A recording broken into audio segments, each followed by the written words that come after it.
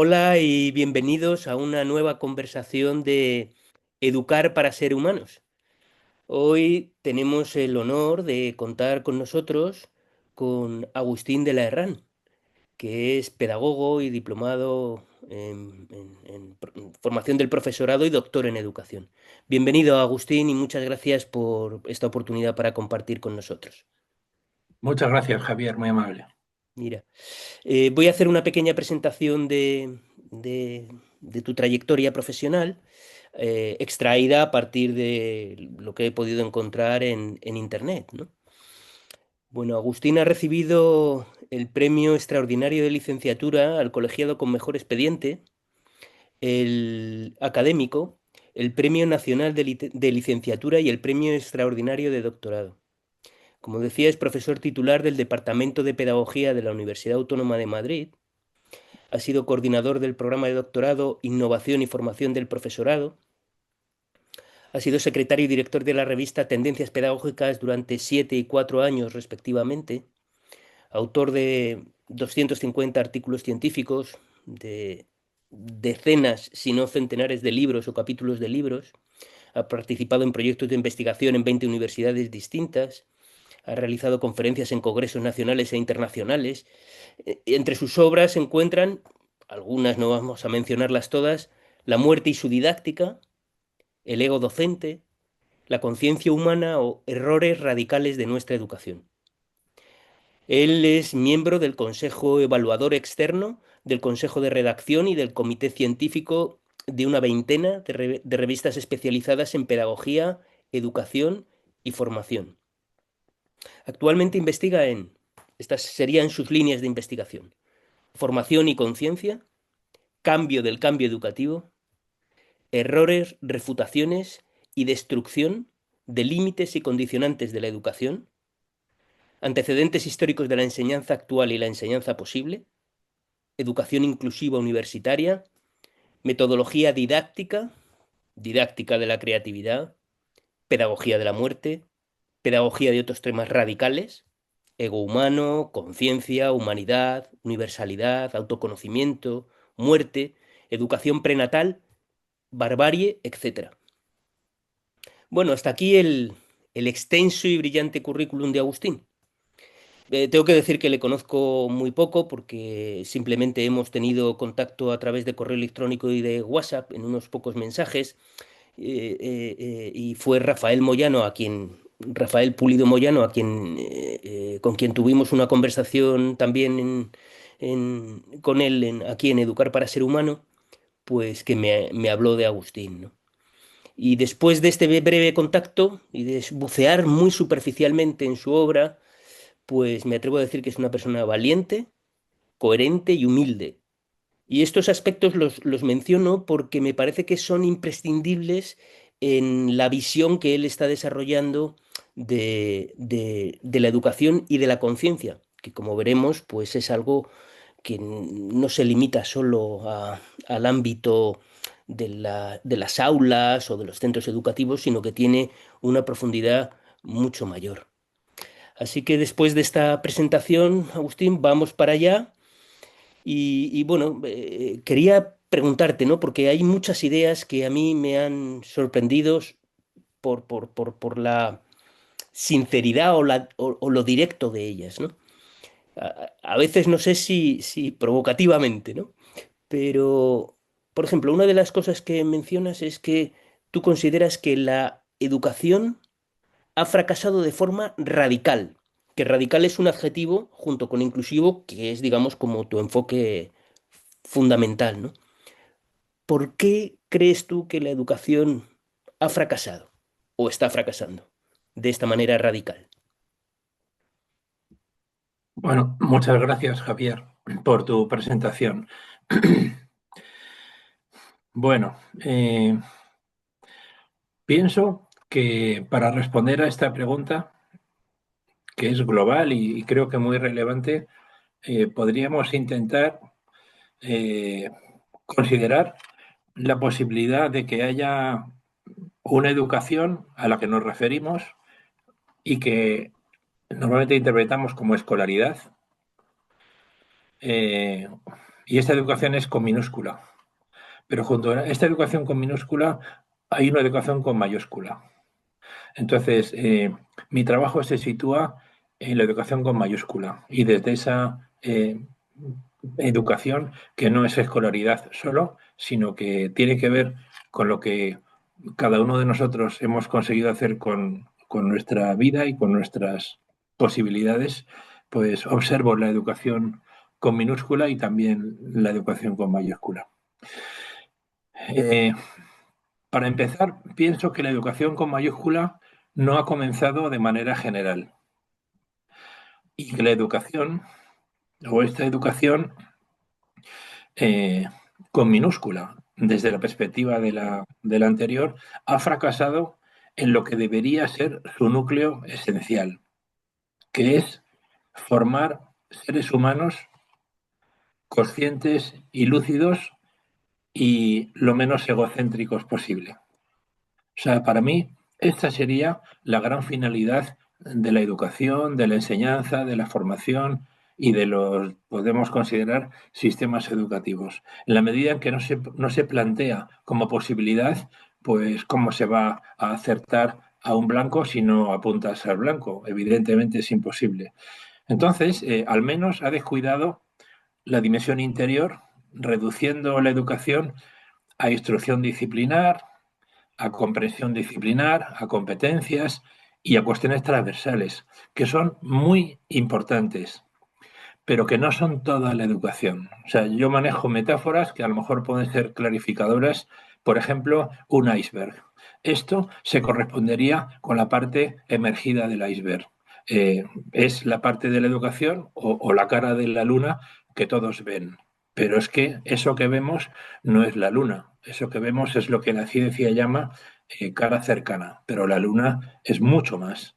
Es la cara alejada, es su interioridad y es muchas más cosas, ¿no? Eh, Esa es un poco la cuestión. No es tanto que haya fracasado, sino que la educación con mayúscula, que tiene que ver con lo que hemos comentado, desde una perspectiva general, está inédita. Sí, como que ni siquiera ha nacido, quieres decir. Sí, sí, Ujú. exactamente. Eh, Primero, falta verla, falta reconocerla, falta distanciarse de lo que estamos haciendo, eh, evaluar, o sea, analizar para mejorar lo que hacemos, lo que dejamos de hacer, lo que hacemos mal, lo que podríamos hacer. Si es que nuestro sistema de referencia es mucho más complejo que el actual y por lo tanto mucho más consciente, y a partir de ahí, evidentemente, casi, desde esta perspectiva que he dicho antes, lo que hacemos casi no debería llamarse educación, es otra cosa. Puede ser preparación, puede ser pues poco más que instrucción, no sé, en gran medida entrenamiento, pero la educación está inédita todavía. La educación con mayúscula me refiero. Sí, sí, sí, sí, entiendo. Me viene a la mente. ¿Hubo en algún momento a lo largo de la historia de la humanidad una educación realmente con mayúsculas? ¿La ha habido? Pues para que hubiese habido una educación con mayúscula, tendríamos que estar, hablo desde la perspectiva general o amplia, en la sociedad de la educación. ¿Vale? Eh, y no estamos en la sociedad de educación, ni siquiera estamos en la sociedad del conocimiento, porque el conocimiento ni siquiera se desea. Estamos en la sociedad, como dijo en una ocasión Mayor Zaragoza, en la sociedad del acceso a la información.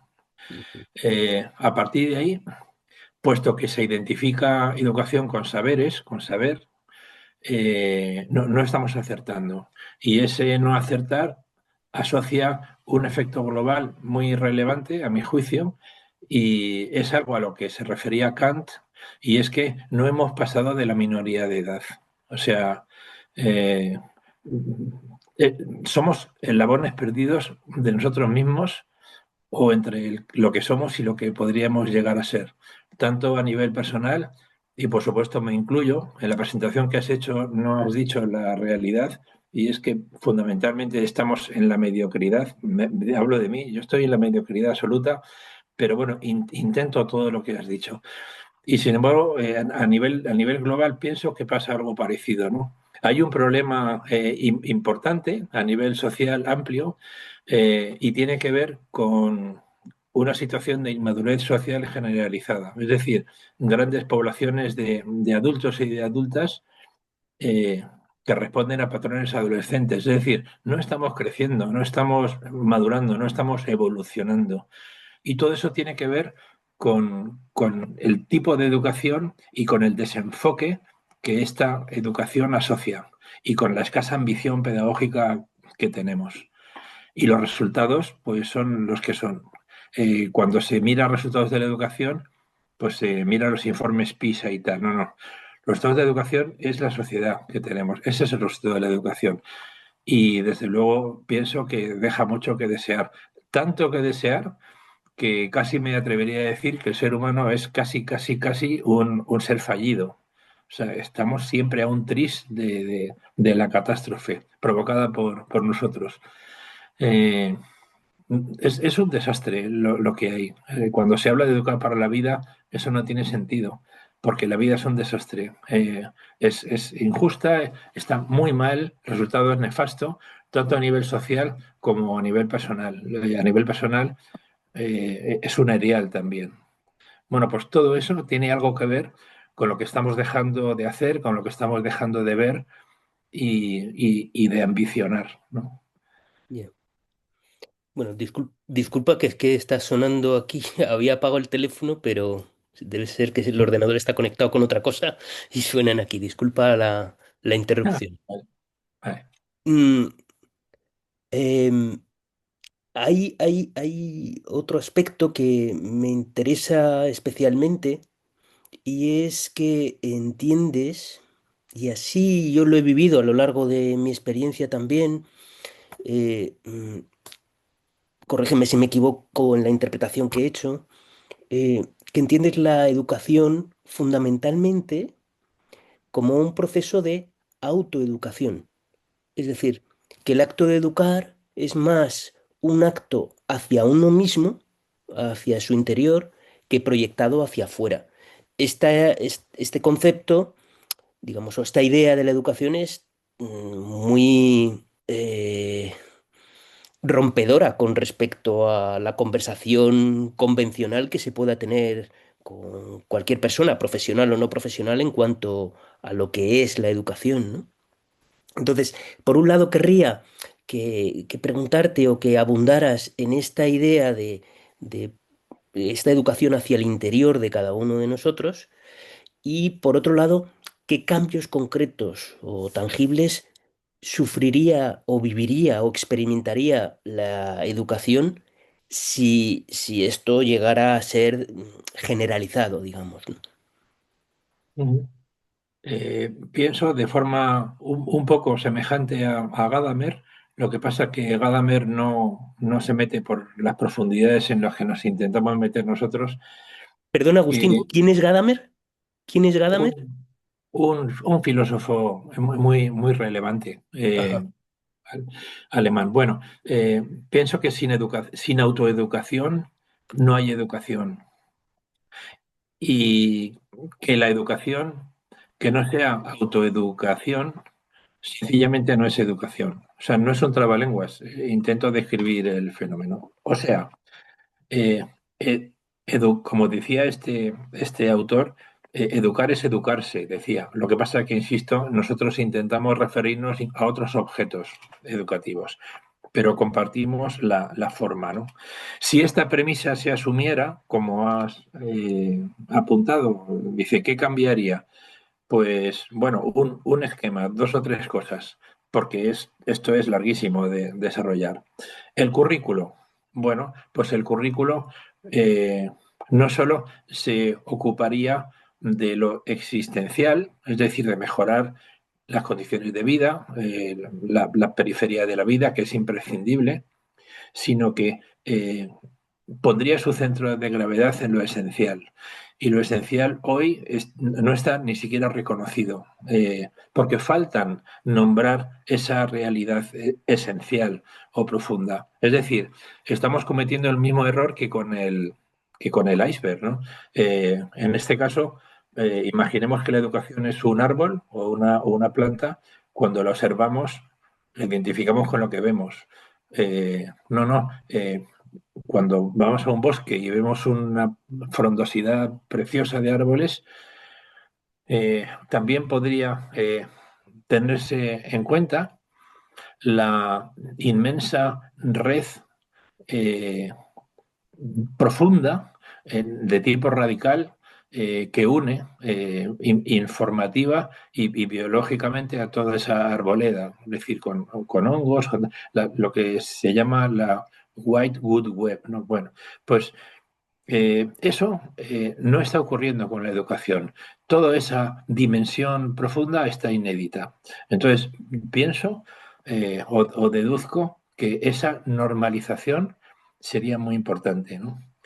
Hay antecedentes que nos puede ayudar un poco a entender la situación actual. Por ejemplo, hace 60 años o 50 años, en los currículos no había ni rastro de educación para la salud, ni rastro de educación ambiental, ni rastro de educación democrática, ni rastro de educación para el consumo eh, o para la paz. Es que, o sea, los currículos eran otra cosa, eran disciplinares.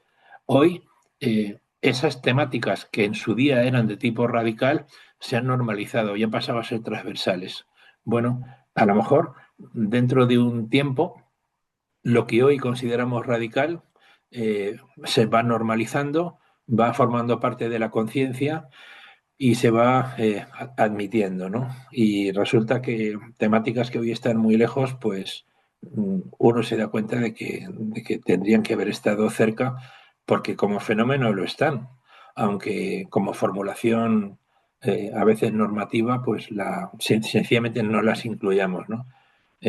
Bueno, ahí estarían temáticas de tipo radical, como por ejemplo el amor, o como por ejemplo la conciencia, o como por ejemplo la humanidad, la universalidad, o la pedagogía prenatal, por ejemplo, y también temáticas negativas, con cuya pérdida se gana, como la inmadurez generalizada, que hemos hecho un poquito de alusión antes, o la estupidez humana, o, o la barbarie que late y está en, en, en las personas, en muchas personas, en muchos seres humanos, y que es la otra cara de la paz o de la evolución o de la conciencia. Todo eso tendría que verlo la educación, pero eso, insisto, es como si no se viera. Otro cambio posible es la formación docente, que podría evolucionar quizá en complejidad de conciencia de una formación disciplinar a una formación que además de ser disciplinar fuera pedagógica y didáctica. Falta mucha formación pedagógica y didáctica y que además incluyese en profundidad un trabajo muy potente sobre el ego y la conciencia, incluso aceptase el reto poco conocido o poco normal de avanzar hacia una formación con base en el no saber, incluso con base en el no ser, es decir, trayendo las enseñanzas para una vida más consciente, no solamente de nuestros antecedentes, por ejemplo, la Grecia clásica, sino de otros antecedentes pedagógicos, educativos potentísimos, incluso yo diría claramente más avanzados que por ejemplo Sócrates, mucho más avanzados. Hablo de, por ejemplo, de Lao Tse, de Chuang Tse, de Liet Tse, los clásicos del Tao, o el Buda Gautama, el número 28, u otros, ¿no? Confucio estaría un poco en el medio, pero bueno, pero también. Si no nos nutrimos de una educación con base en el no saber, nuestra educación con base en el saber, desde la que, por ejemplo, los paradigmas, o sea, ejemplos, referencias representativas, pues puede ser los premios Nobel, la sabiduría, la Ramón y Cajal. Es que Ramón y Cajal y los premios Nobel, en comparación con personas plenamente despiertas, son como un mosquito en la ventana, o sea, nada, o sea, estamos en una ignorancia y en una inconsciencia tan importante, nos cerramos a muchas posibilidades. ¿Cuál sería la posibilidad, en todo caso, o quizá un gran cambio?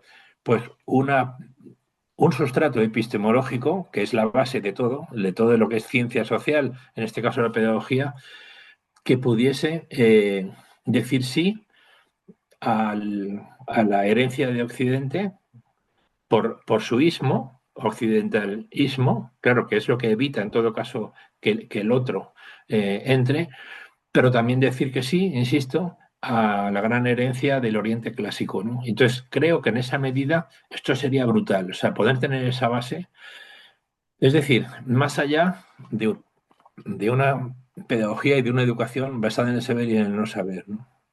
Y luego quizá otro cambio que tiene que ver con todo lo que estamos comentando, muy fuerte, muy potente, sería el que pudiera significar eh, un tránsito de una educación entendida como aprendizaje, es decir, desde el informe Faure, el informe Delors, ahora mismo Comisión Europea, Long Life Learning, toda la educación, toda nuestra educación está formulada en términos de aprendizaje, o sea, learning, ¿no? Learning.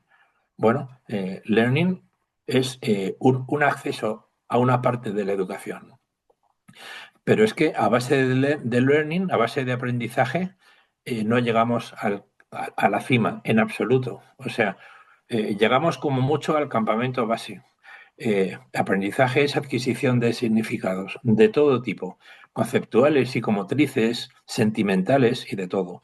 Bueno, cuando llegamos al campamento base, necesitamos desembarazarnos y soltar muchas cosas. Soltar, perder, eliminar, desprenderse. Ahí está la educación basada en la enseñanza para una vida más consciente de los maestros clásicos, que fundamentalmente era conciencia desde la pérdida.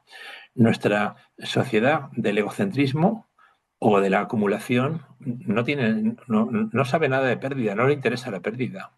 Eh, y por eso esta propuesta de tránsito, ¿no? De una educación basada en el aprendizaje a una educación basada en el aprendizaje y más allá del aprendizaje, mucho más allá, ¿no? En la cual se reconozca, por ejemplo, algo tan obvio como que no todo aprendizaje significativo y relevante es formativo. Los hay muy dañinos.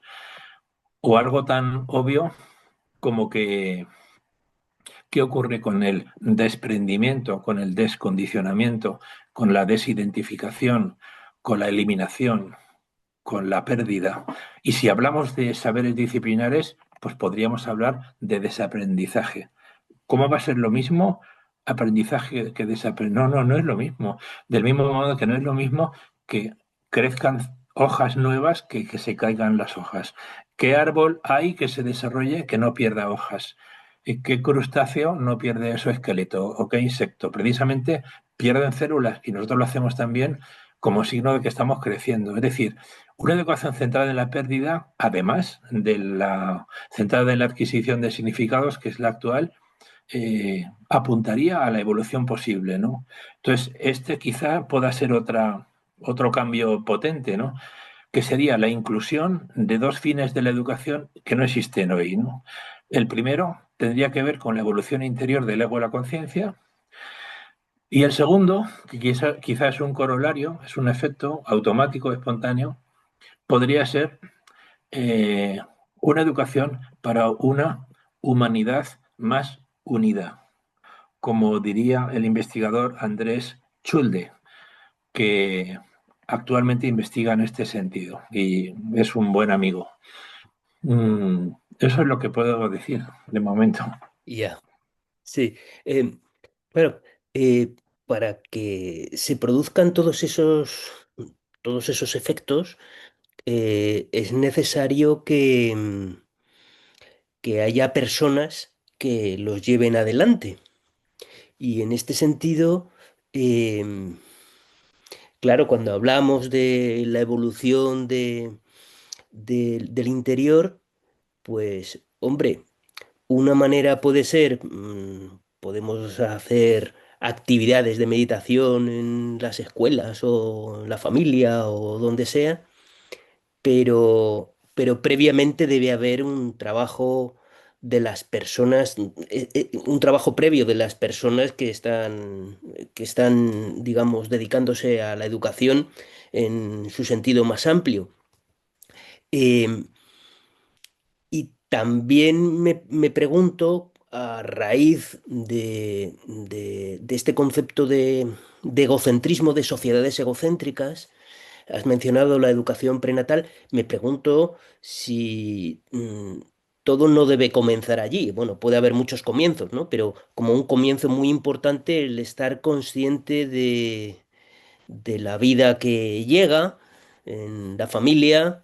eh, Sostengo la idea de que mucha parte del egocentrismo e incluso de la barbarie que mencionabas tiene que ver con toda esa época prenatal y con la primera infancia, en la medida en la que ciertas necesidades biológicas, psicológicas, o sociales, de contacto, son satisfechas o no, pues eso produce cambios y efectos en el ser humano.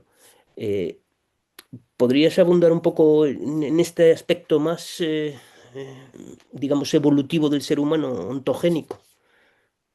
Sí, mira, pienso, Javier, que cualquier árbol proviene de una semilla, ¿no? Cualquiera. Entonces, por eso el enfoque que intentamos desarrollar hace casi, no sé, pues casi 35 años o por ahí, o 38 años, se llama radical. Enfoque radical eh, porque busca la raíz o las razones o las causas de las cosas. Y también inclusivo porque también se centra en lo que no es causa. Bueno, entonces, como tú apuntas, lo más sensato en todo caso es busquemos las causas de las cosas, ¿no? Bien, ¿cuáles son las causas? Puede parecer utópico, bueno, y a lo mejor lo es. La utopía es la sangre de la educación y también es la sangre de la salud, porque solo con la utopía podemos ir mejorando, ¿no? Y podemos ir conquistando ámbitos y cuestiones que en el momento de su formulación pues no son realizables. Pero bueno, hace muchos años la gente fumaba un montón y hoy casi nadie fuma, son minoritarios. Todos los cambios son posibles y la utopía es fundamental. Puede ser utópico incluir esa mirada evolutiva, pero también puede ser a la vez riguroso. Es decir, no hacerlo a lo mejor es un sinsentido, ¿no? En sentido estricto. Bueno, ¿cuáles pueden ser causas o raíces o razones de un enfoque riguroso? Pues, en primer lugar, el origen de la vida. El origen de la vida científicamente es desde que eh, existe el ser, ¿no? Y ¿desde cuándo existe el ser? Hablo de nosotros, pues del ser humano, por ejemplo, desde la concepción.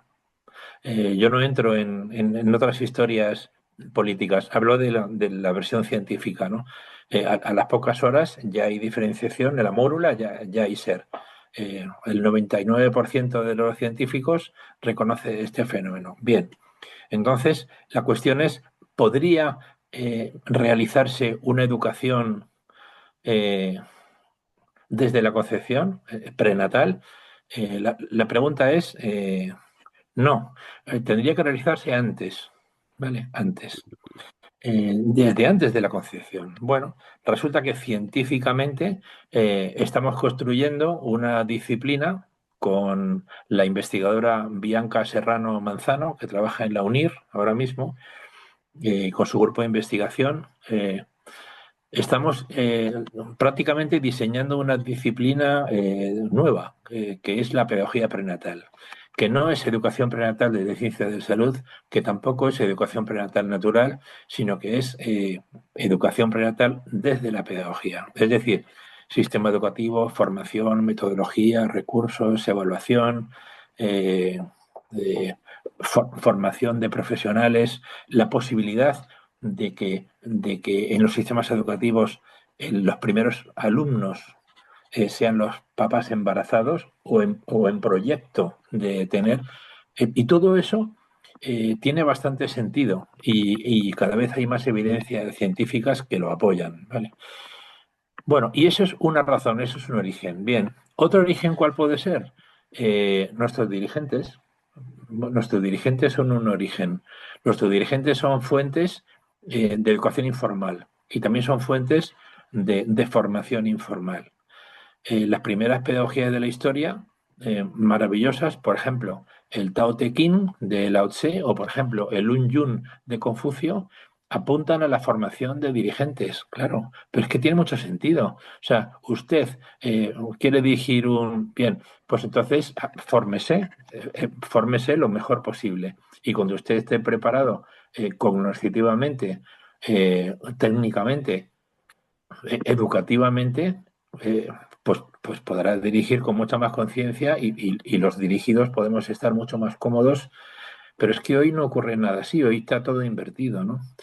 Otra fuente, otra raíz de tipo evolutivo son los educadores.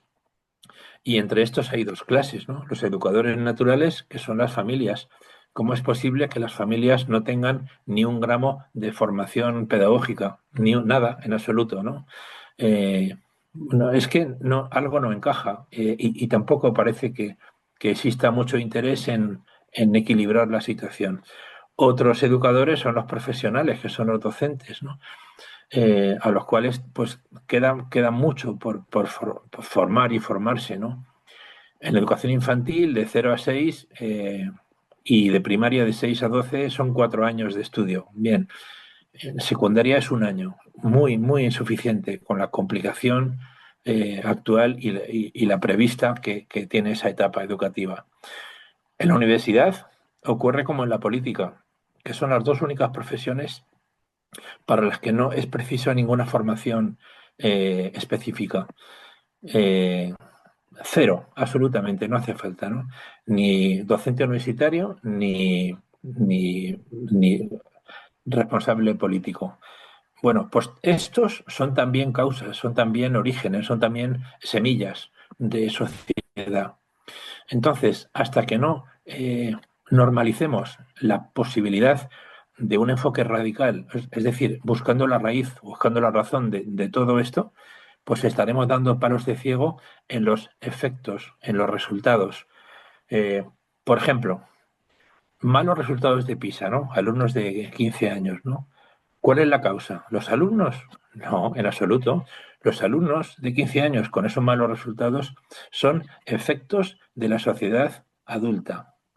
Por lo tanto, hasta que esa sociedad adulta no se desempeore y no mejore y no evolucione, seguiremos teniendo resultados muy malos, porque un sistema educativo, tal y como se entiende, no se puede concebir como una especie de burbuja o de isla o de bola eh, justapuesta al resto de la sociedad. No, no, no, es que no es así, no es así.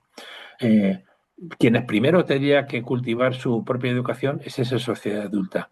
Y como consecuencia, como efecto, estaría esa subsistema social que son los alumnos de 15 años a los que se les puede luego evaluar con informes tipo PISA. Eh, Eso es lo que pienso, que estamos concibiendo el fenómeno al revés. A mí me viene a la memoria, no sé si me estoy extendiendo demasiado, un cuento clásico de Zen, ¿sabes? Que es el de, bueno, lo voy a modificar un poco, ¿vale? El de la culebra democrática, ¿no? La culebra democrática que iba por el campo de La Mancha, ¿no? Por ahí, por la Caza de San Juan, el Toboso, Cristana y todo eso, Herencia, por ahí, por un caminejo, ¿no? Y una vez la cola le dijo a la cabeza, ¡y cabeza! Y dijo la cabeza, ¿qué pasa, cola? Sí, pues, hombre, ¿qué va a pasar? Que siempre voy detrás, la verdad.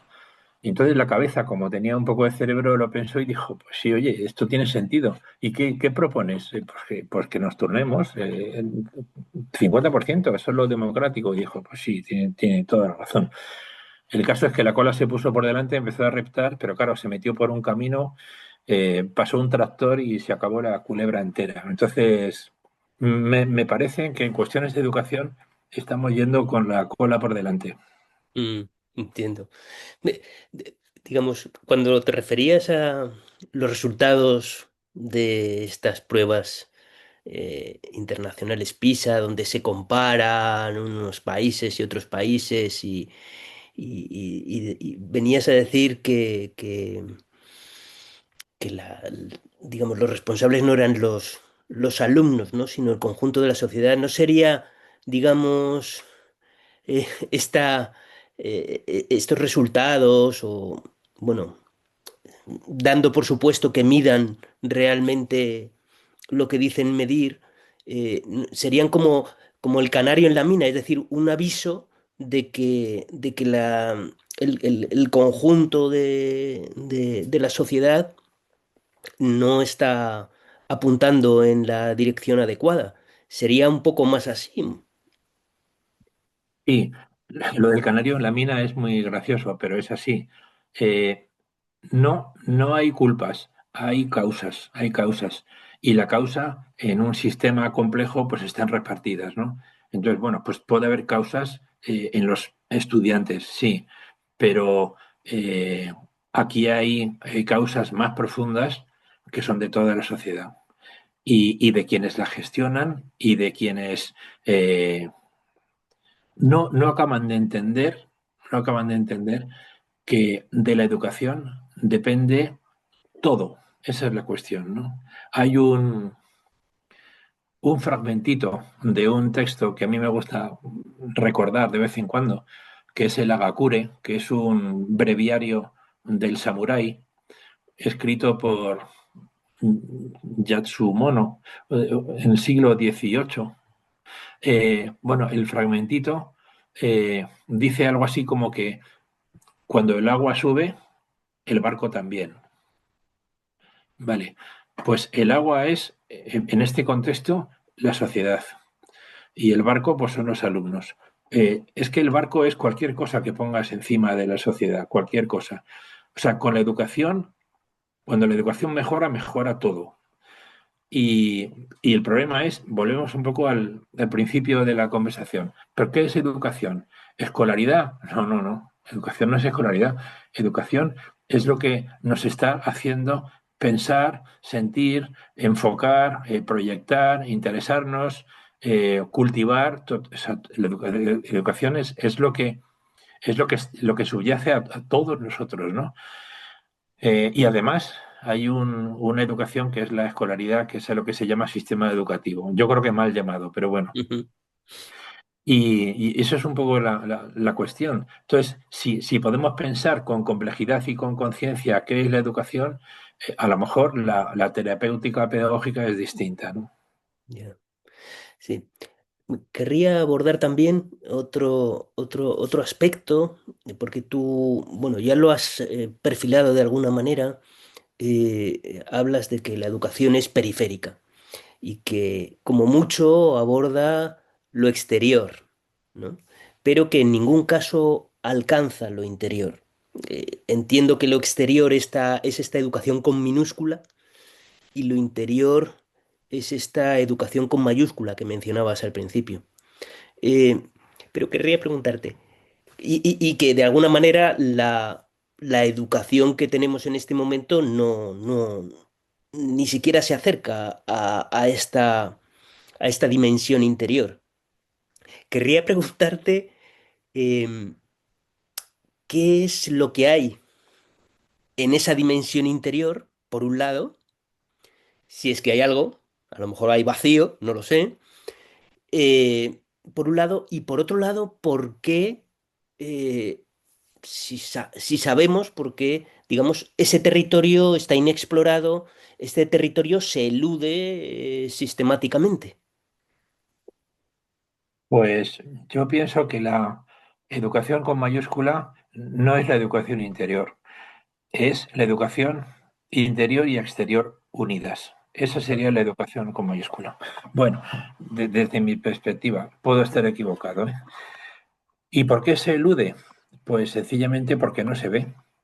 Entonces, es lo del árbol o lo del iceberg, ¿no? O lo de una persona. Tú ves una persona y la identificas con lo que ves. No, no, lo que ves es una parte. Eh, lo- la luna siempre nos muestra la misma cara. Lo que vemos, eso no es la luna, eso es lo que nos muestra. Que además ocurre como con la educación, que siempre hablamos de lo mismo, por desgracia, ¿no? Pero es mucho más. Lo interior es una lucha y una dialéctica cruzada, normalmente, o hasta ahora, una perspectiva general estéril, entre lo educativo y lo deformativo.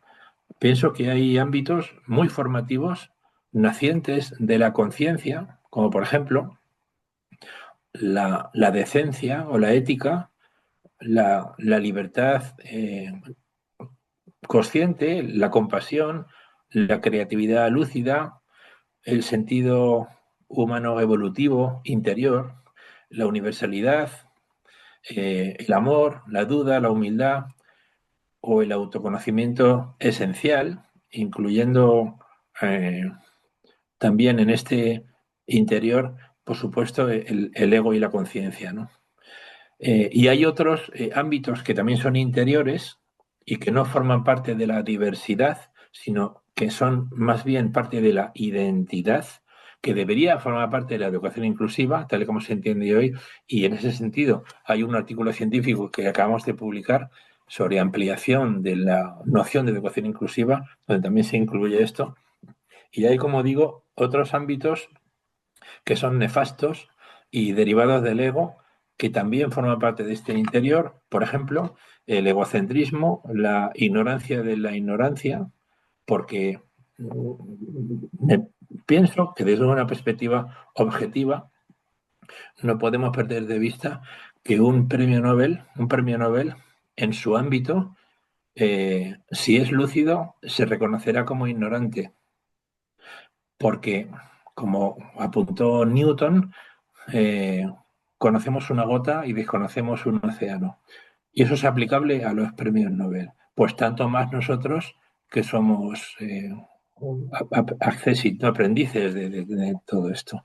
Entonces, la ignorancia ignorada es otra cuestión, además unida a la denominación Homo sapiens sapiens. Ojalá trabajásemos por dar a luz el Homo sapiens ignorans, o consciente de su ignorancia. La estupidez humana es un gran tema que algún día habrá que traducir a pedagogía y trabajar normalmente, porque la estupidez del ser humano lo satura absolutamente todo. Eh, Como he dicho antes también, bueno, hay otros muchos temas. El caso es que la educación alopática elude todo este universo interior, que son la causa de lo exterior.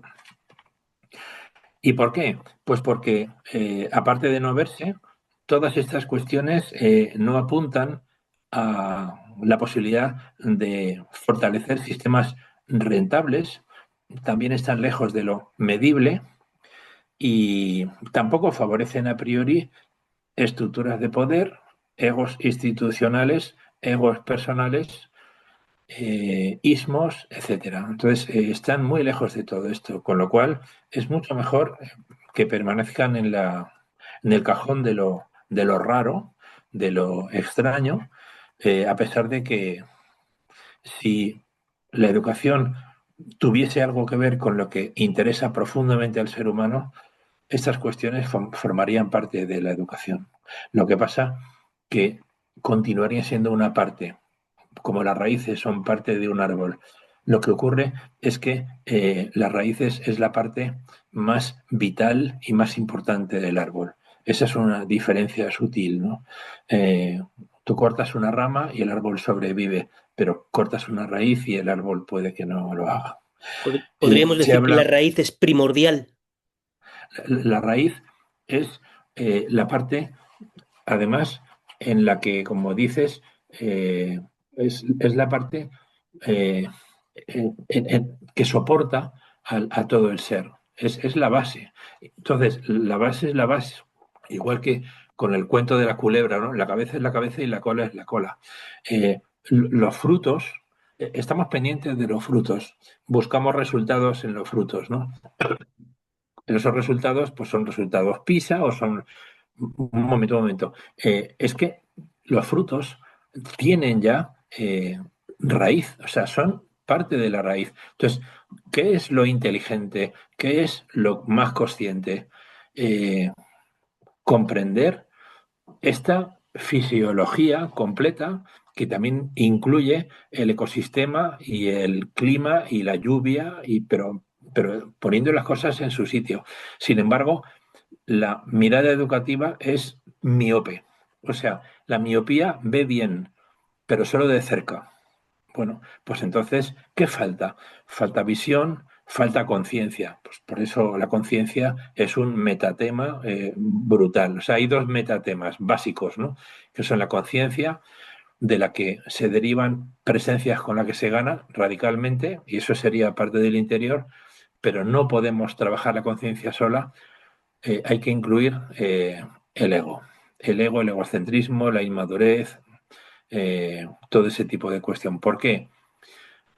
Porque es posible personas, sistemas y sociedades con una alta conciencia y con un alto ego. Eso no es pleno, sigue siendo un planteamiento desequilibrado, ¿no? En todo caso, hoy se habla de lo interior, pero cuando se habla de lo interior, Javier, se entiende lo emocional, lo afectivo, los valores, incluso el mal llamado o mal entendido, desde mi perspectiva, autoconocimiento, porque es el autoconocimiento existencial, pero no el esencial. También se habla de la personalidad, el carácter, todo eso es interior. No, no, todo eso es interior. Un momento. Eso, hay dos posibilidades desde la perspectiva pedagógica que yo desarrollo. O bien es lo interior de lo exterior, o bien es lo exterior de lo interior, pero no es lo interior de lo interior. Entonces, eso es lo que estamos dejando de abordar. Eh, bueno, pudiéramos decir, si te parece, un poco como colofón, que el centro de una circunferencia, pues pareciera que no existe. Vamos a ver, sin centro, aunque no forme parte de la circunferencia, sin centro no hay circunferencia. Entonces, ahí es donde habría que colocar el centro de gravedad. Es decir, todos queremos la práctica y la práctica es el trazo final, ¿no? El efecto final. Muy bien. Pero si no pinchamos el compás bien y no lo fijamos bien, el resultado nos va a salir un churro, una figura desnaturalizada. Y eso es un poco lo que está pasando. ¿Cuál es la prioridad? Los frutos, el efecto, lo que todos ven. No, no, cuidado, eso es un efecto de algo radical, causal, es la razón de las cosas. Bueno, ¿y por qué no intentamos considerar eh, la perspectiva total?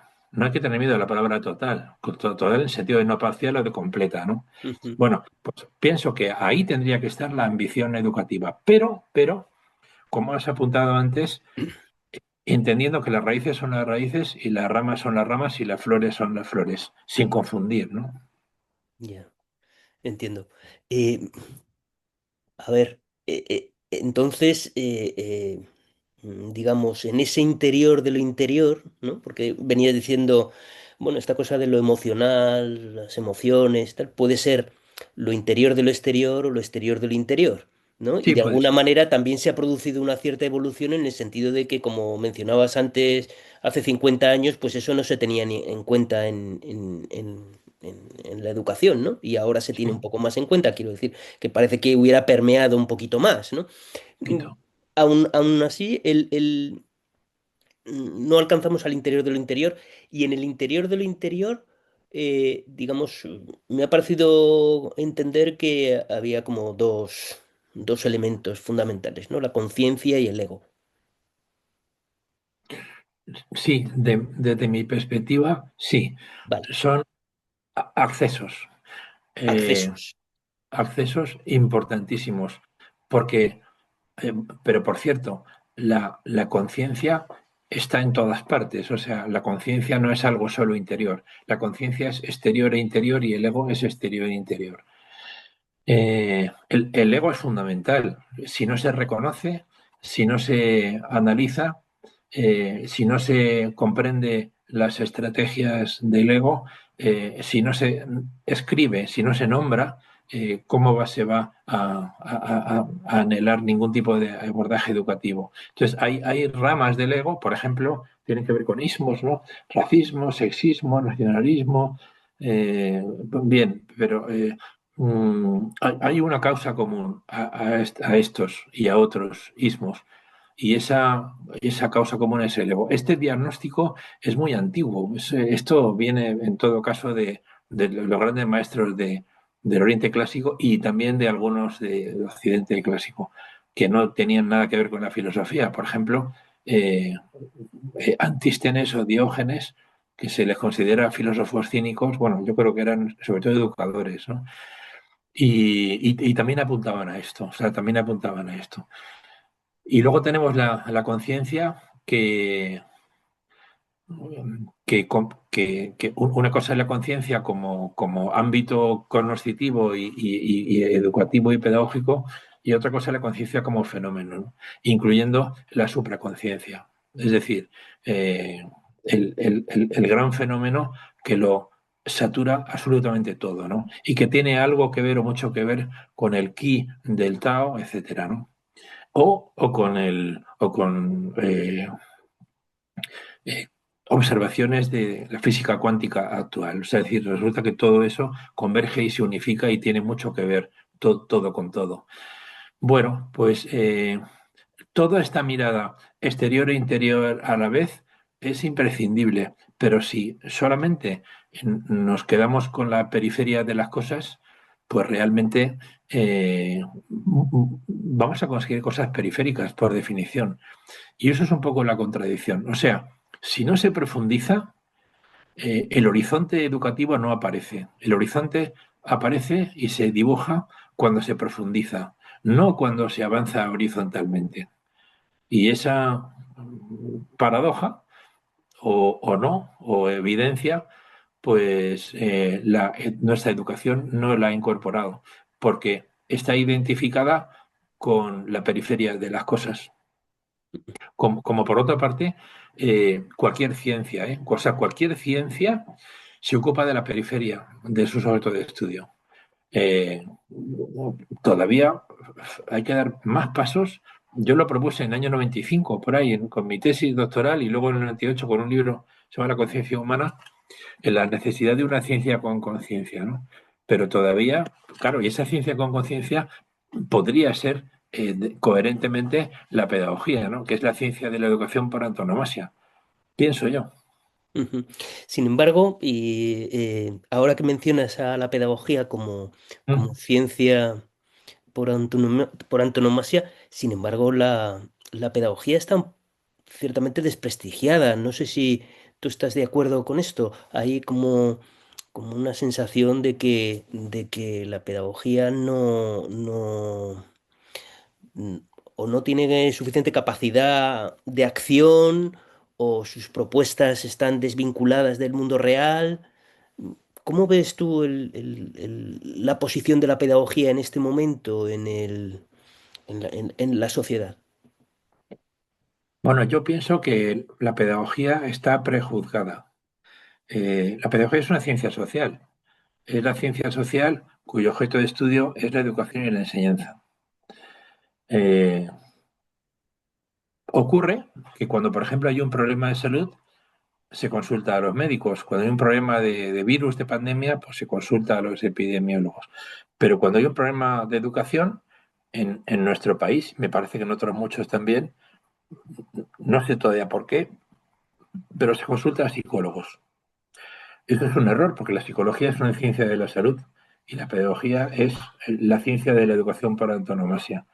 No hay que olvidar, aunque parezca un poco, eh, no sé, eh, llamativo, pero es así, que, por ejemplo, en España, las reformas educativas más importantes que han habido, por ejemplo, LOCSE, LOE, LOMLOE, etcétera, han sido asesoradas o han sido informadas por psicólogos, además con nombres y apellidos. Entonces, los pedagogos somos un grupo pequeño a los que no se nos consulta para cuestiones educativas. Sin embargo, cuando hay críticas hacia la educación, eh, es la pedagogía y los pedagogos los causantes o los culpables. Yo pienso que las cosas no son así y que cuando alguien escucha críticas de la pedagogía, lo más frecuente es que ignora por completo qué consiste, eh, qué objetivos tiene y que es una ciencia más como otras cualquiera. Hay revistas muy exigentes, es una ciencia social y nada más. Entonces, pienso que hay mucha ignorancia, la verdad, ignorada otra vez, aplicada en este caso, y que la pedagogía podría ayudar muchísimo a un cambio social desde la educación. Es decir, eh, es un agente fundamental de asesoramiento y de orientación social sobre el tema educativo, como cualquier otra disciplina lo es de sus objetos de estudio. Aunque por el bajo nivel cultural que existe en nuestra sociedad, hay también un bajo nivel de tipo pedagógico y todo va unido. Entonces se confunden las cosas. Y se habla de pedagogismo cuando realmente el objeto de crítica a lo mejor no ha sido ni siquiera, no es compartido por pedagogos, por lo menos que yo conozca, eh, y hay un prejuzgamiento importante. O sea, esto sí me parece un poco doloroso y real, ¿no? Ya, entiendo, entiendo. Em, porque de alguna manera también planteas em, pues un aspecto así bien potente, ¿no? Que al mismo tiempo que no es nada nuevo en algunos de tus escritos, eh, abogas por una... No sé exactamente cuál es, no recuerdo exactamente cuál es la formulación que planteas, pero como por una autoridad educativa independiente, ¿no? Y haces muchas referencias, o he visto algunas referencias al informe Condorcet que se publicó después de de la Revolución Francesa, que básicamente lo que venía a decir, corrígeme si me equivoco, es que la educación debe ser independiente para poder realmente ser una buena educación. Y si me parece recordar que fue en 1792 cuando se propone el plan Condorcet. Lo que pasa es que no se llega a aprobar porque en esa época, bueno, pues está el tema del juicio y la decapitación del rey de referencia, ¿no? El, eh, hoy se habla de la necesidad de un pacto de Estado por la educación, es decir, que se deje a la educación, que se consensúe cuestiones sobre educación. El problema es que el pacto de Estado no garantiza del todo la educación necesaria, por lo menos desde mi perspectiva. Entonces, esta propuesta de Condorcet, que es una administración educativa independiente, ¿independiente de qué? Pues, por ejemplo, de ideología política, independiente de ideología religiosa, independiente de los militares, independiente de todo aquello susceptible de contaminación o de condicionamiento y, por lo tanto, de sesgo, ¿no? Eh, Eso hoy, el ego social, el ego de los sistemas, eh, que florece en la sociedad del conocimiento, que es la nuestra, pues no lo permite. No lo permite, pienso yo, que porque no es plenamente consciente de lo que significa la educación. y de lo que podría llegar a significar. Es decir, el poder político y también religioso, en otros contextos muchísimo más, tiende a mantener el control sobre la educación. ¿Por qué? Pues porque es un instrumento de influencia ideológica y de rentabilidad de los propios sistemas que la sostienen ahí. Entonces, lo que pasa es que no debemos olvidar eh, que hay sistemas rentables. Bueno, es que la rentabilidad es un fin sistémico, pero por encima de la rentabilidad de los sistemas hay una clase de sistemas, yo lo intenté definir hace unos años, en 2010 o 11 por ahí, que son los sistemas maduros o los sistemas evolucionados. Los sistemas maduros evolucionados serían sistemas que además de ser rentables, pues son mucho más maduros e incluyen otras características diferentes, ¿no? Bueno, pues a lo mejor es que el concepto de sistema hay que revisarlo. Y sobre todo, si observáramos desde una relativa mayor conciencia o menos ego, o sea, mayor madurez, este fenómeno, pienso que estaríamos deseando que la educación fuera lo menos descondicionada posible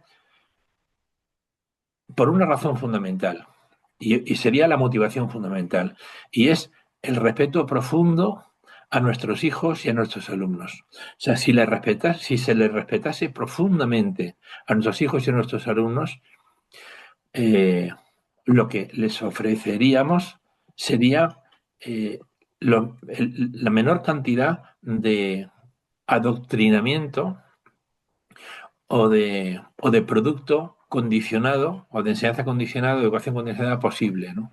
Es decir, eh, ¿qué madre o qué padre o qué docente ofrecería a sus hijos o a sus alumnos agua contaminada para beber? Pues yo creo que nadie. Pero ¿qué madre o qué docente ofrecería a sus hijos o a sus alumnos agua destilada? Pues yo creo que tampoco nadie. Es decir, tampoco es eso.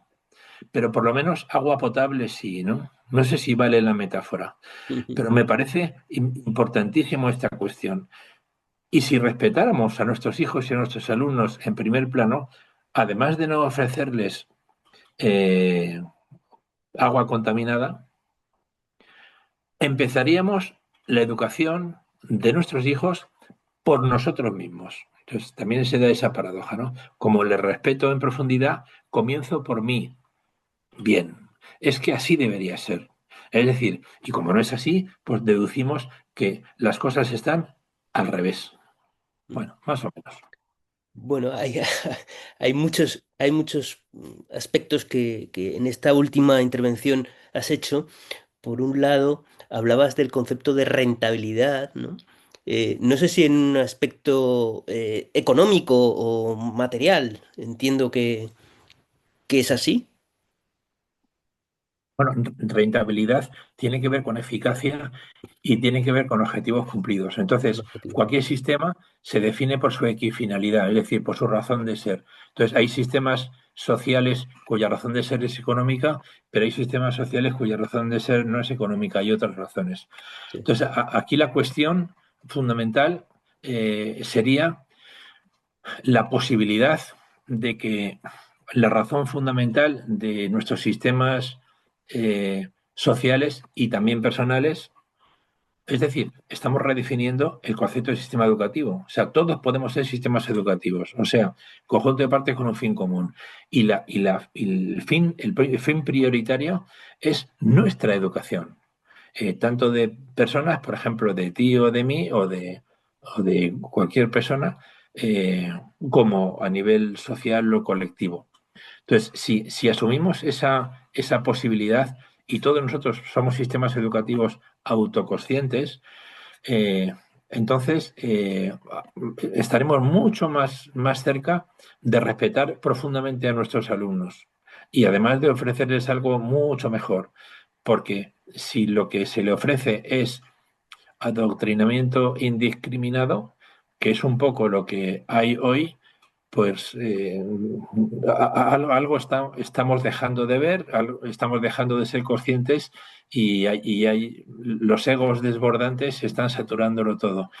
Y eso es el problema, o sea, el problema viene de por ahí, ¿no?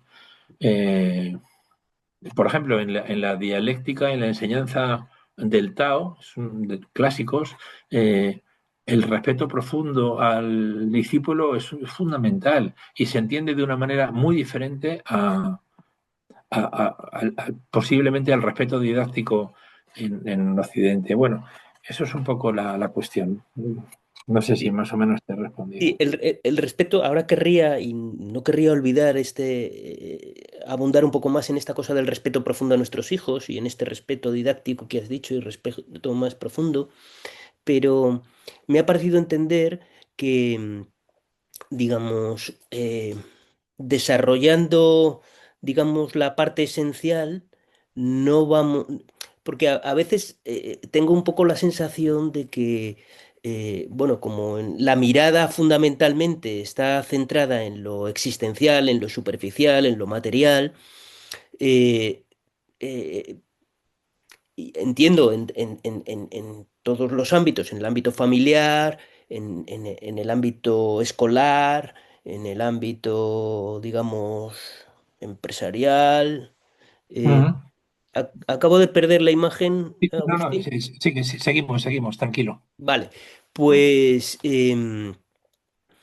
digamos que hay una preocupación porque si no atendemos con suficiente intensidad esta parte más superficial o más exterior o más existencial que mencionas tú, porque damos mm, más preponderancia o reequilibramos el sistema hacia lo más interior y lo más esencial, pues vamos a perder algo, nos vamos a perder algo. Pero me parecía entender, yo así lo entiendo también, bueno, también, yo así lo entiendo y quería saber si tú también lo entiendes así, eh,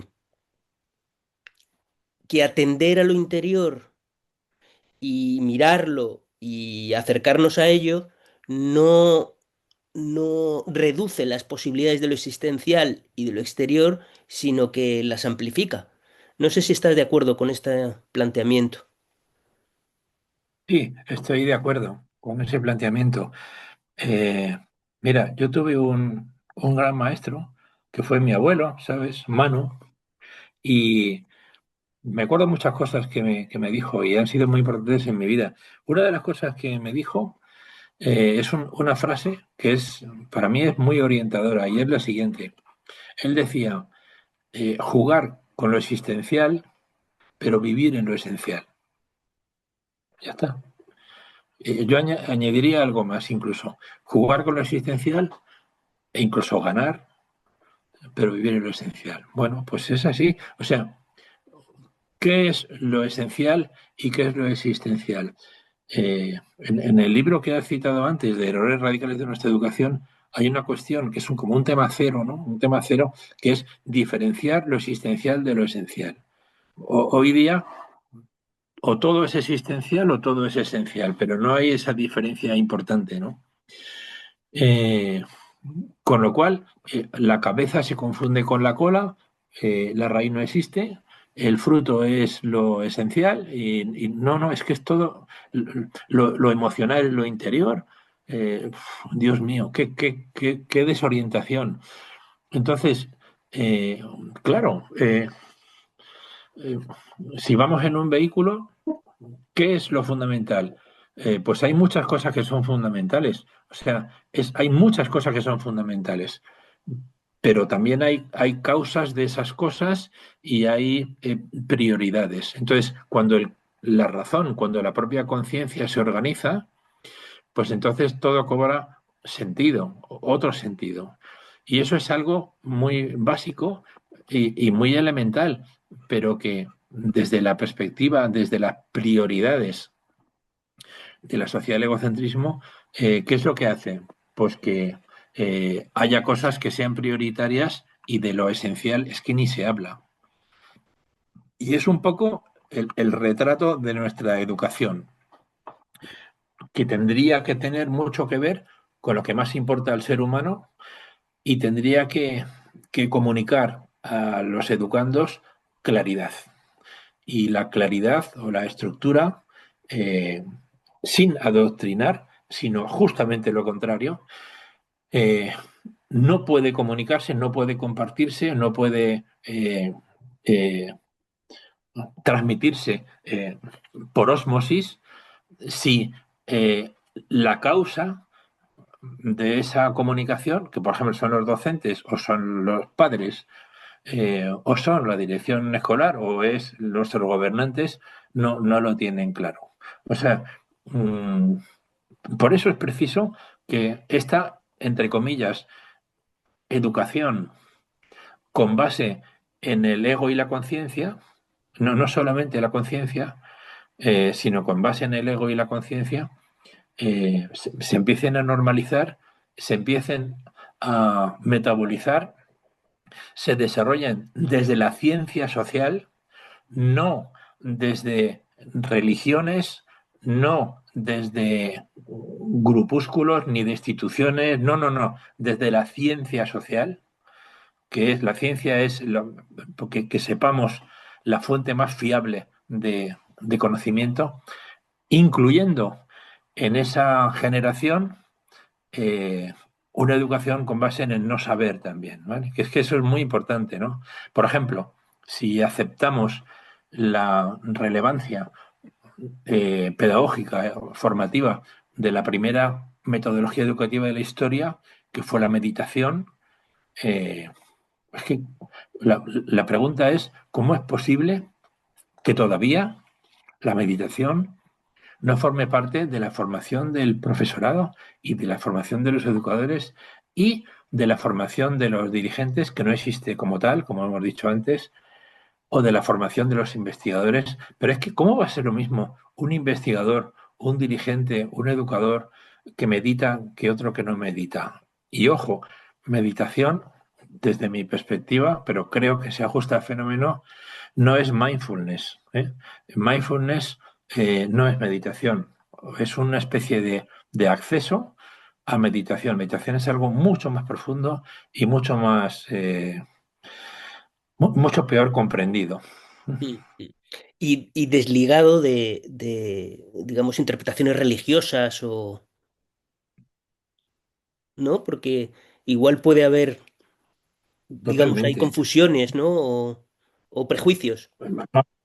Vamos a ver si las religiones institucionalizadas o los ismos eh, son fuentes de adoctrinamiento religioso. Ojo, como otros sistemas también lo son, ¿vale? Ujú. Pero no hay nada más alejado de la educación que el adoctrinamiento. Además de la cantidad de sufrimiento, de vidas y de condicionamiento y de sesgo y de programaciones mentales profundamente violentas que asocian para su supervivencia, porque si no, no sobrevivirían, ¿no? Entonces, bueno, que cada cual elabore y piense lo que le dé la gana, pero eh, nadie, eh, en buena lógica, quiero entender, puedo estar equivocado, debería ser ajeno a su propia educación, a su propia educación. Y la educación está en las antípodas del adoctrinamiento. De la misma manera que, mm, no sé si podemos recordar a un investigador eh, eh, alemán, que no me acuerdo en este momento su nombre, Ujú. que Samuel Weiss, ¿no? Samuel Weiss, que descubrió la causa por la cual moría tantas madres y tantos bebés en el momento del parto, ¿no? Me parece que fue hace siglo pasado o por ahí. Y descubrió que la razón era la falta de asepsia o la falta de desinfección, ¿no? Entonces, cuando los médicos y la gente que se dedica a los partos empezó a desinfectarse, a lavarse, a la higiene, esas muertes cayeron, ¿no? Bueno, el adoctrinamiento es como esa intoxicación o como esa contaminación, ¿no? lo que decíamos antes también. Entonces, me parece que si respetamos profundamente a nuestros alumnos y no ponemos por delante de su educación la rentabilidad o el interés de nuestros ismos con los que estamos identificados y que confundimos con nuestro autoconocimiento, porque son una capa externa de nuestra cebolla interior, no tienen nada que ver con el interior del interior, pues entonces a lo mejor podemos acceder por exclusión a lo que es la educación. El autoconocimiento fundamentalmente es cierre, es programación y es inclusión en el interior de la cueva de la caverna de Platón, ¿no? Todos para adentro, ¿no? Ujú. Y luego comunicar o asegurar que la imagen que se ve al fondo de la caverna es la realidad. Y la educación tiene que ver con la apertura y tiene que ver con la posibilidad de comunicar que fuera, pues hay sol, está el rocío, hay una hierba fresca, huele mucho mejor, pero que incluso cuando se quiera se puede volver a entrar y luego se puede volver a salir. O sea, esa libertad, ese descondicionamiento del que hablaba también Krishnamurti, es lo que tiene que ver con la educación. Y desde luego estamos totalmente muy lejos de las religiones institucionalizadas. Incluso la palabra espiritualidad a mí no me gusta porque está demasiado manoseada y demasiado adulterada. ¿Por qué no hablamos de educación profunda? Y ya está. O proceso evolutivo del ego a la conciencia. Bueno, yo creo que ahí estamos todos de acuerdo. Incluso muchos antecedentes de lo que después fueron religiones apuntaron a esto. Bueno, pues a lo mejor se puede estudiar y se puede obtener muchísima formación y muchísima educación en este sentido, pero no en nombre de nadie, no en nombre de nadie, simplemente en nombre de la educación de la persona o de un menor ego y una mayor conciencia. Y eso entra en total conflicto con las religiones que se nutren del ego y son un producto del ego en su mayoría. Entiendo. Quería retomar este asunto del respeto profundo que habías mencionado por nuestros hijos y nuestros alumnos, ¿no? Y, y querría preguntarte un poco cuál es tu visión sobre qué es este respeto profundo, ¿no? Cualquier padre, madre o profesor o maestra podría pensar, bueno, yo respeto profundamente a mis alumnos. Y igual la misma palabra puede tener distintos significados para distintas personas, ¿no? Dependiendo de su perspectiva. Entonces, ¿cómo interpretas tú esta idea de respeto profundo que por otro lado es algo que mi compañera Mariana y yo a lo largo de nuestra trayectoria en educación, digamos, fue como un concepto fundamental, ¿no? Del respeto a uno mismo, del respeto al otro y del respeto al mundo no humano, ¿no? ¿Cómo interpretas tú, cómo vislumbras tú esta idea de respeto profundo? Pues respeto profundo tiene que ver también con aquel verso de Khalil Gibran, ¿no? Que decía, tus hijos no son tus hijos, son hijos de la vida. Y, y es que si nos ajustamos al fenómeno, eso es así. Ahora, ¿que es tu responsabilidad? Sí, es tu responsabilidad, pero no son tuyos. O sea, esa es la cuestión, ¿no? Podemos empezar por ahí. Entonces, eh, todo lo que se haga desde el ego, como dice Osho en un libro excelente, la conversión de Osho es bestial, es brutal. Otra cosa es las cosas que le pasó, habló solo de la comprensión. Sí. Dice, desde el ego todo está mal. Y es verdad, o sea, desde el ego todo lo que se haga estará mal, incluyendo el enfoque educativo con nuestros hijos. Entonces, pero es que la gestión de un país desde el ego está mal. El enfoque de una carrera artística desde el ego está mal. La enseñanza desde el ego está mal. Todo lo que se haga desde el ego está mal. Y la educación de nuestros hijos desde el ego no solamente estará mal, sino que estaremos comprando muchas papeletas para que eso que llamamos educación no lo sea, ¿sabes? Entonces, ahí está la cuestión. Desde mi perspectiva, y puedo estar equivocado, eh, respeto profundo significa ocuparnos antes de nosotros que de ellos, o simultáneamente, ¿no? Pero entender que hay que atender la causa de la educación de nuestros hijos y esa causa tiene que ver con nosotros.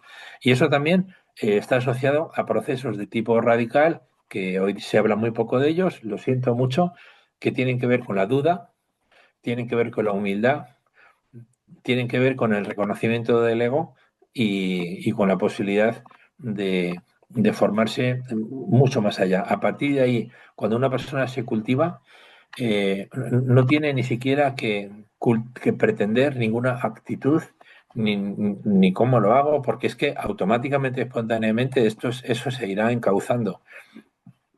Es un poco la cuestión. O sea, ¿cuál es la causa? ¿Cuál es el objeto de referencia? Si realmente respetamos a nuestros alumnos, si les respetamos, les ofreceremos lo mejor y permitiremos que ellos se desarrollen del mejor modo. Eso no significa en absoluto eh, eh, laissez-faire o desestructura, todo lo contrario, o sea, todo lo contrario. Eh, eh, límites, eh, formación pedagógica en profundidad pertinente y después cultivo personal en profundidad. También de lo interior, de lo exterior, de lo exterior de lo interior y también de lo interior de lo interior. Idealmente, ojalá meditación, pero cuidado con algo que también es muy interesante de poner sobre la mesa y tiene que ver con el ego. Y es que muchas veces una elaboración o un cultivo que puede traducirse en conciencia pudiera no ser más que ego disfrazado, ¿vale? Entonces, todo eso requiere la necesidad de compartir, de dialogar, de formarse permanentemente. Casi siempre sería lo ideal con personas cuyo nivel de complejidad de conciencia y con personas cuyo cultivo sea mejor que el nuestro, superior al nuestro. Y pretender todos evolucionar, ¿no? Evolucionar, que es algo que es una pretensión, evolucionar del ego a la conciencia, quiero decir, que es una pretensión que hoy brilla por su ausencia, pero totalmente brilla por su ausencia. Me preguntabas hace un rato que en dónde había habido ejemplo de una sociedad de la educación o de este tipo de evolución. Y me viene a la memoria ahora mismo un ejemplo que puede no ser representativo, pero que sí existió, y es en la época de Dogen Zenji, en donde había discípulos que buscaban maestros y maestras para, bueno, pues eso, para evolucionar, ¿no? Para que su vida fuera más consciente, lo más consciente posible. Bueno, aquello era buscar, ¿no? Buscar la mayor evolución posible. Hoy eso prácticamente no existe, ¿no? Se ha borrado absolutamente de nuestra sociedad.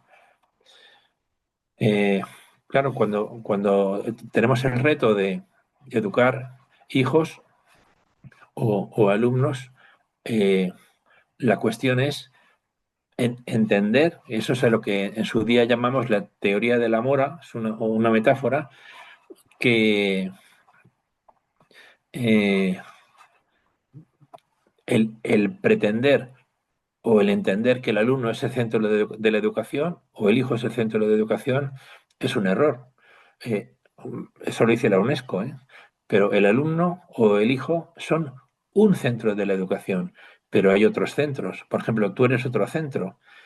Sin médico no hay curación. Sin educador no hay educando. Otro centro puede ser el, el centro educativo, otro centro puede ser la propia sociedad o su historia o sus características. Hay muchos centros, o sea, de manera que la geometría asociada a la complejidad que tiene que ver con la posible evolución social y del ser humano tendría más que ver con una mora, con glóbulos, cada cual con su centro posible, y la mora con un centro de centros, que somos nosotros que estamos pensando esto, que con una circunferencia, con un solo centro o con una elipse con dos centros, ¿no? Familia-alumno o familia-hijo o profesor-alumno. No, no, no es así. Es mucho más complejo. Lo que pasa es que si realmente le respetásemos, la alternativa sería, como he comentado antes, sabernos sistemas educativos autoconscientes, cuya prioridad es nuestra propia educación. Y solamente habiéndonos desempeorado y evolucionado interiormente y accedido a niveles de educación mejores o más complejos, podemos ofrecer a nuestros alumnos o a nuestros hijos lo mejor, dentro de la gran dificultad que tiene la educación y del el gran obstáculo o el coco, entre comillas, de la situación, que es la incoherencia por la que todos podemos meter la pata, claro, porque el ego está ahí, pero bueno, con buenos apoyos, incluso con amistad, con familias, con personas que puedan hacer la función de, de amigos, entre comillas, de amigos críticos o de gente cercana que nos apoye en todo esto, si pudiéramos compartir con ellos esta prioridad de educación del ego a la conciencia, creo que mejoraría muchísimo la educación a nivel social, ¿no? Pero porque en todo caso habríamos pensado que el alumno o el hijo no es el destino solo, sino que si la causa no se centra en nosotros, eso no tiene sentido.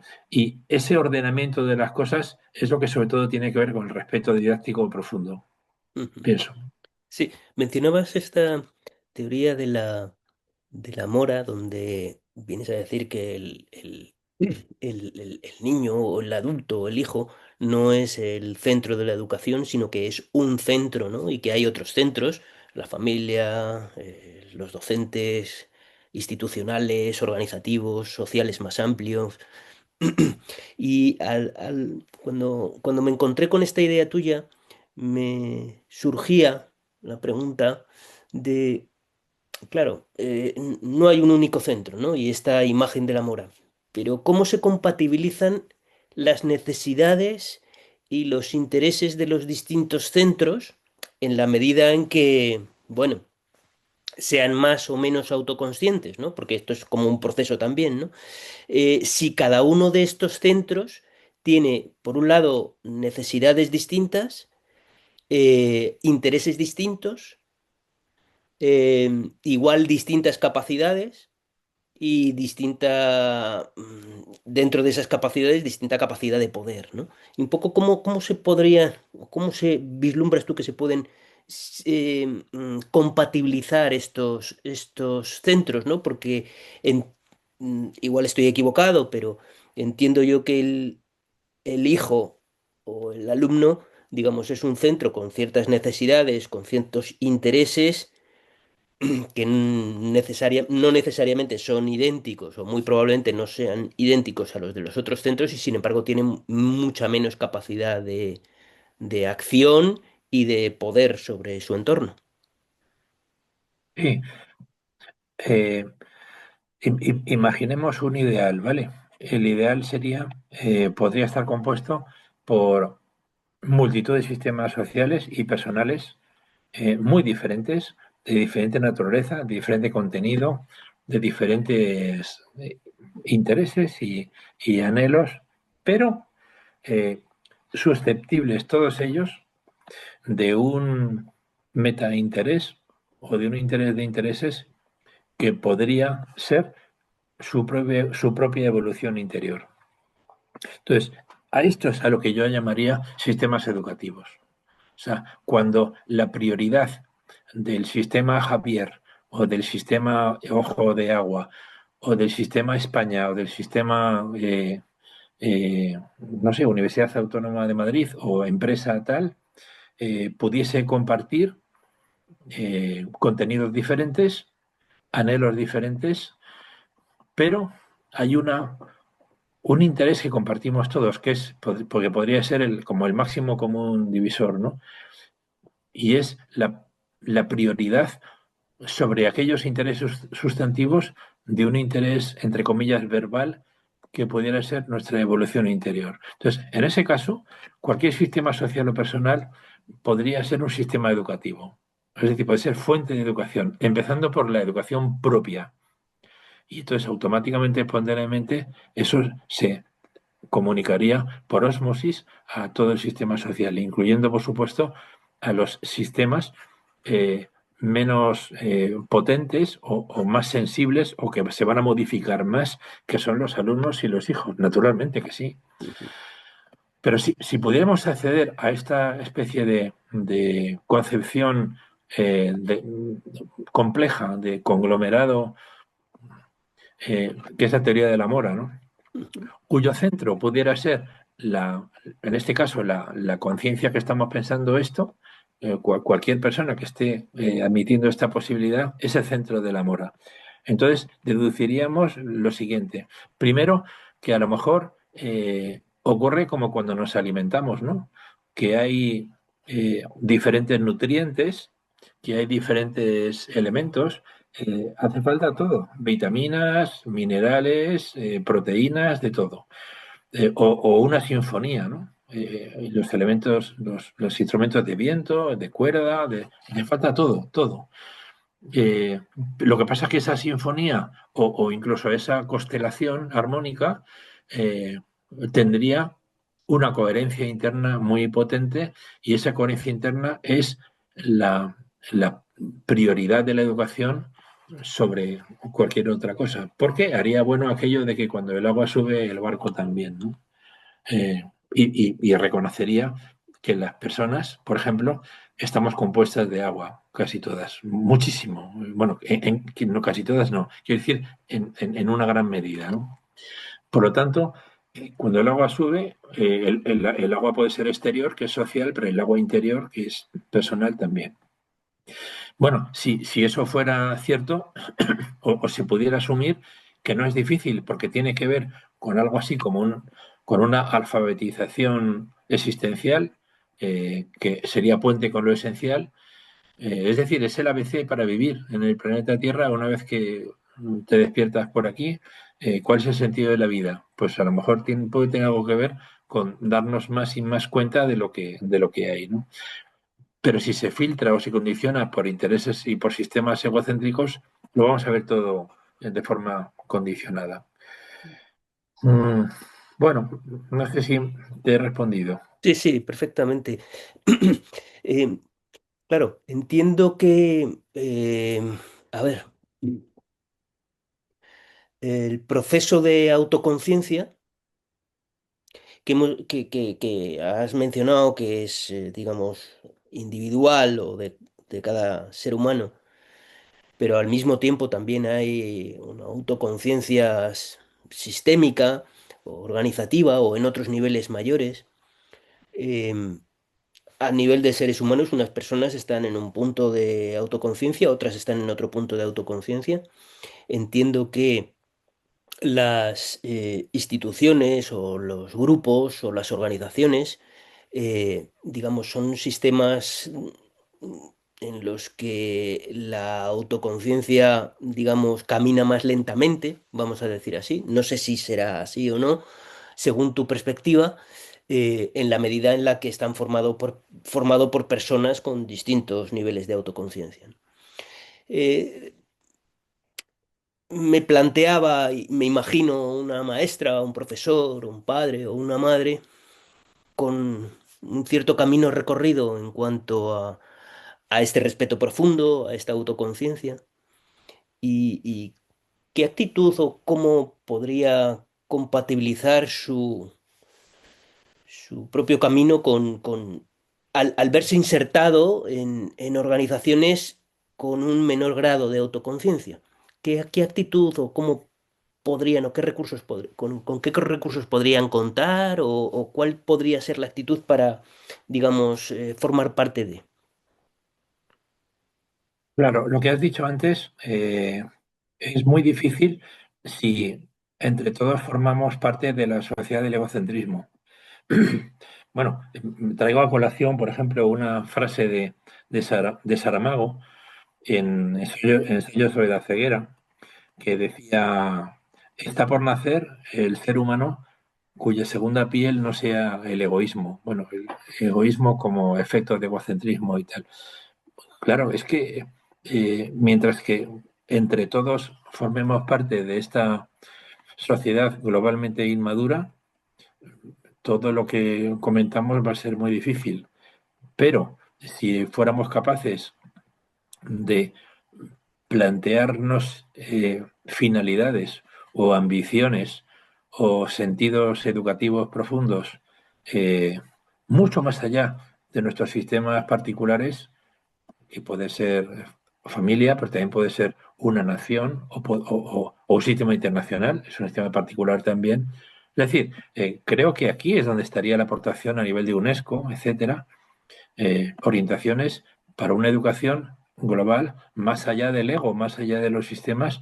Entonces, algo se empezaría a cambiar, algo empezaría a cambiar porque al evolucionar interiormente, al cambiar nosotros, la visión o la conciencia sería diferente. O sea, veríamos otras cosas que ahora mismo no vemos. Ujú. Eh, Eso es un poco la Sí, cuestión. sí.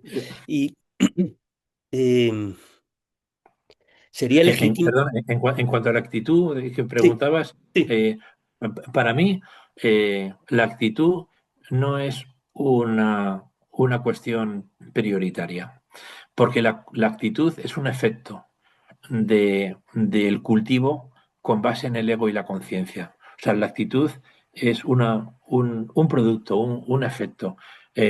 Insisto en la importancia, puedo estar equivocado, insisto, de centrarnos en la causa de las cosas, ¿no? Porque si no, podemos conformarnos con parches, ¿no? Con parches. Y una actitud X o Y o Z no soluciona nada. Es como el oleaje no afecta al fondo del océano, ¿no?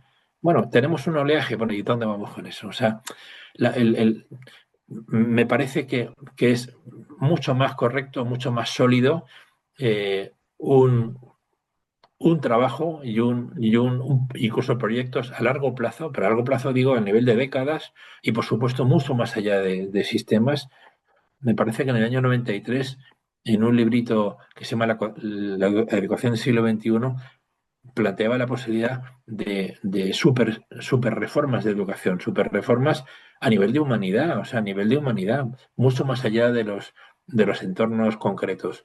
O sea, si fuéramos capaces, esto no es tan utópico, porque de hecho los problemas del ser humano son de tipo global. Por lo tanto, a lo mejor algún tipo de alternativa global tendría que existir. Pero es que lo global tiene que ser también particular, porque si no sería dual e incompleto.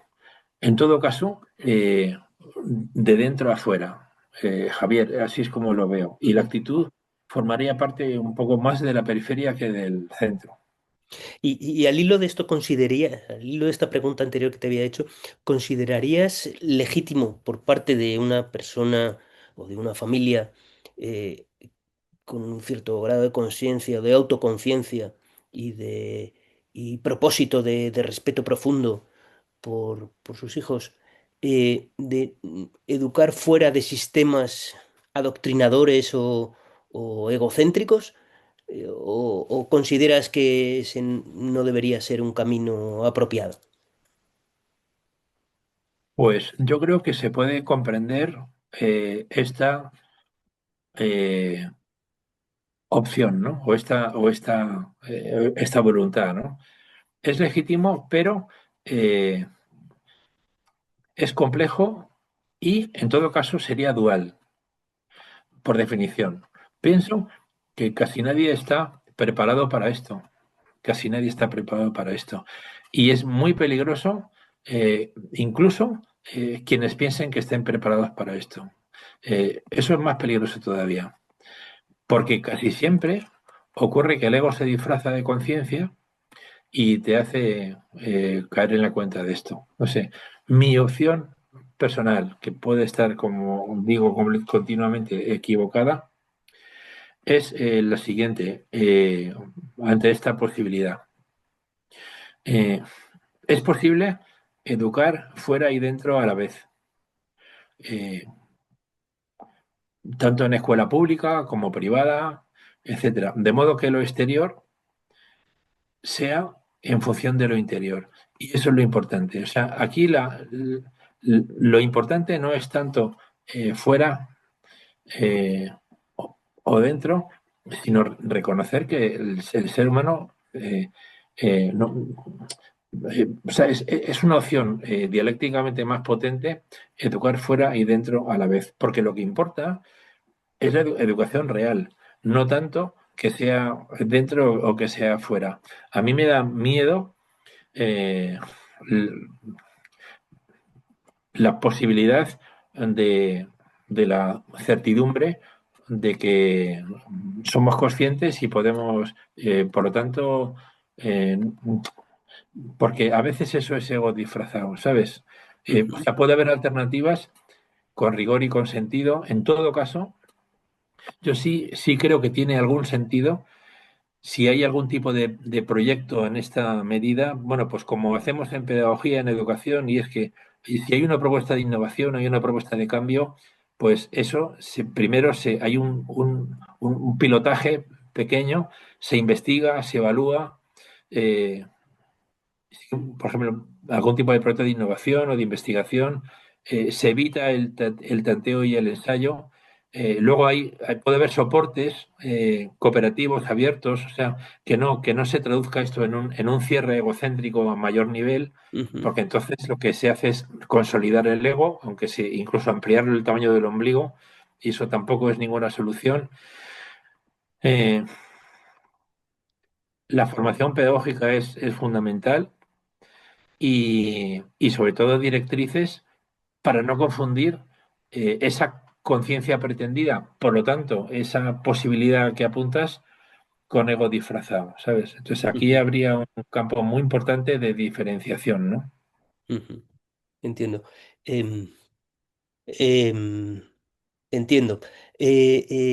Bueno, pues Agustín, no sé, yo creo que hemos abordado algunos asuntos en los que yo tenía especial interés en compartir contigo. No sé si tú tienes algo o querrías aportar algo como para cerrar esta conversación. Pues bueno, lo que sí quiero es darte las gracias porque eh, em- pienso que hemos reflexionado sobre algunas cuestiones relevantes o posiblemente relevantes. Como te dije antes, yo pienso que por desgracia hay muy pocas personas inquietas o interesadas por estas cuestiones, o por lo menos para dudar de que lo que hacemos eh, sea la única alternativa o de que, aplicándolo a lo que nos ocupa, de que lo que llamamos educación sea la mejor educación posible o la única versión y de que no se pueda, eh, creo que en una primera fase desempeorar y en una segunda fase, o sea, pasar de una fase mala a otra menos peor y a continuación entablar una segunda fase de mejora profunda.